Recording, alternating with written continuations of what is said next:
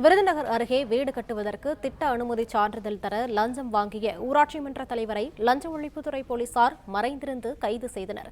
கூடுதல் விவரங்களை செய்தியாளர் மணிவண்ணன் வழங்க கேட்கலாம். மணிவண்ணன், வணக்கம். விவரங்களை சொல்லலாம்.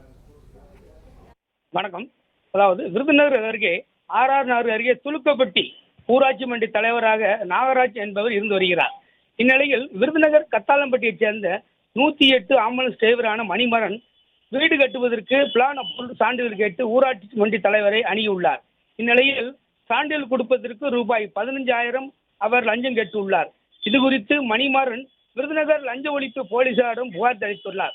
போலீசாரின் அறிவுறுத்தலின்படி இன்று ரசாயனம் தடவிய ரூபாய் 5,000 ஊராட்சி மன்ற தலைவர் நாகராஜனிடம் மணிமாறன் வழங்கிய போது மறைந்திருந்த ஏடிஎஸ்பி ராமச்சந்திரன், இன்ஸ்பெக்டர்கள் பூமிநாதன், சாலமன் துரை மற்றும் லஞ்ச ஒழிப்பு போலீசார் கையுங்களவுமாக பிடித்து கைது செய்தனர். மேலும் அவர் வேறிடமாவது லஞ்சம் வாங்கியுள்ளாரா என்று ஊராட்சி மன்ற அலுவலகத்தில் வைத்து லஞ்ச ஒழிப்புத்துறையினர் ஊராட்சி மன்ற தலைவர் விசாரணை நடத்தி வருகிறார்கள். தற்போது